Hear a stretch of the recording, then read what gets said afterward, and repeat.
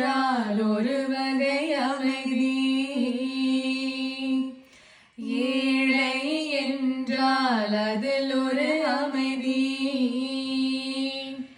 நீயோ கிளிப்பேடு பண்பாடும் ஆனந்த குயில்பேடு, ஏதோ தெய்வம் சதி செய்தது, பேதை போலே விதி செய்தது.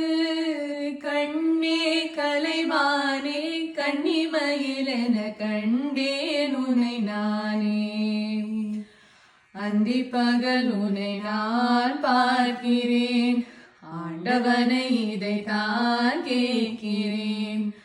ஆரிராரோ ஓராரிரோ, ஆரிராரோ ஓராரிரோ.